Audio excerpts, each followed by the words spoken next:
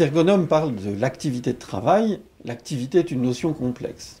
Et pour essayer de rentrer un petit peu dans cette notion d'activité, il est important de la décomposer. De la décomposer, par exemple, en sa composante physique.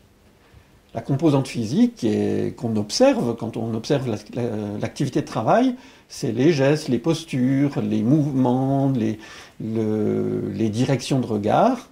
Tout ça se voit à travers l'activité de manipulation des produits, par exemple. Mais une autre composante est l'activité cognitive.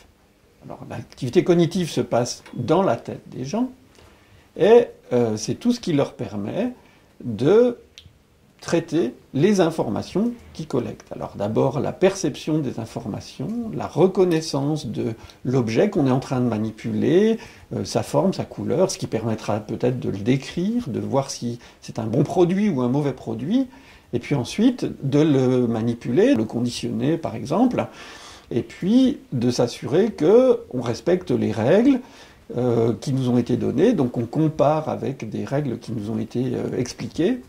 Tout ça, c'est une activité cognitive très très importante qui fait appel à toutes les fonctions intellectuelles, qui sont les fonctions de la cognition. Ensuite, on a une activité qu'on qualifie de psychique. Alors, quand on parle de l'activité psychique, on parle du registre des émotions, des ressentis, de la façon dont la personne vit son travail.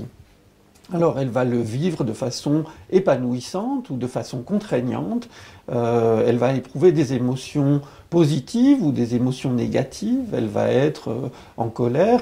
Évidemment, ces émotions ont très peu de droit de cité dans le fonctionnement des entreprises. Et pour autant, pour chaque personne qui est en train de travailler, c'est quelque chose de tout à fait fondamental. Évidemment, tout ce qui est objectif, qui est carré, réglé, réglementé, la bonne façon de faire le travail telle qu'elle est définie, ça, on a des prises là-dessus. Mais la façon dont une personne vit son travail, on n'a pas de prise. Ça se passe dans sa tête à elle, et ça lui appartient à elle. Et c'est très très déterminant, notamment pour la santé au travail. Ensuite, on parle de la réalité sociale de l'activité. Donc, qu'est-ce que c'est le contenu social de l'activité? C'est tout ce qui met la personne qui travaille en relation avec les autres personnes sur son lieu de travail, ou à distance même. Donc l'activité sociale, ça va être avec les collègues, avec les supérieurs, avec les subalternes, si on est dans une position hiérarchique. Ça va être les situations de coactivité ou les situations de collaboration.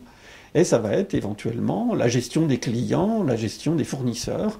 Tout ça rentre dans l'activité sociale.